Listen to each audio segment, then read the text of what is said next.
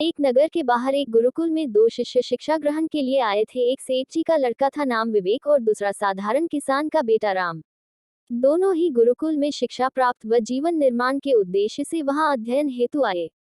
राम में साधारण बुद्धि थी तो विवेक बहुत ही बुद्धिमान, चालाक और तेज दिमाग का था। एक बार निर्जला एकादशी पर संत श्री ने कहा कि आप दोनों कल अपने घर जाना और वहां से अपने हिसाब से एक एक कलश लाना और उन्हें कुएं से भर कर लाना। हम तीनों ही निर्जला का उपवास रखेंगे, सूर्यास्त पर ही जल ग्रहण करेंगे और ध्यान रखना कलश आप अपने हिसाब से लाना और वही जल हम सबको शाम को पीना है। दोनों घर गए और कलश लाए। पूरे दिन जल न पिया। सूर्यास्त तक सभी के कंठ सूखने लगे। आम के वृक्ष के नीचे रखे अपने अपने कलश लेकर आए और संत श्री ने पहले राम के कलश से सभी ने ठंडा और मीठा जल आराम के साथ पिया और फिर राम को संत श्री ने कुएं पर जल लेने को भेजा और राम जल सेवा के लिए चले गए। पर विवेक की प्यास न बुझी। वो छटपटा रहा था क्योंकि वो जो कलश लेकर आया था वो मिट्टी का न था। अपने ज्ञान और वैभव पर उसे अहंकार होने लगा था और उसके मन में राम को नीचा दिखाने के भाव आने लगे और वो मिट्टी के कलश की जगह सोने का कलश लाया और जल्दबाजी तथा अपने ऐश्वर्य के प्रदर्शन के चक्कर में वो कलश में खारा पानी ले आया।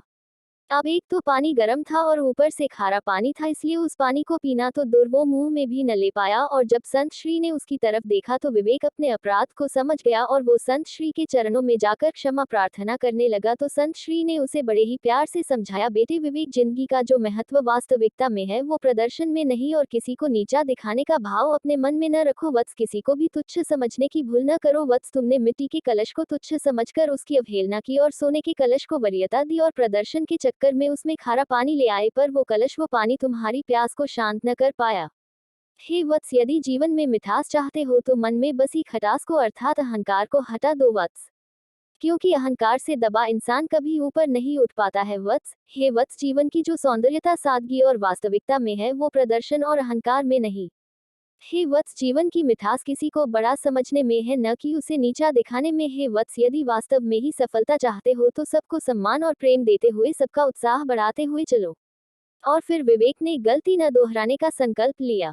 इतने में राम कुएं से जल ले आया और विवेक ने ठंडा और मीठा पानी पीकर अपनी प्यास बुझाई।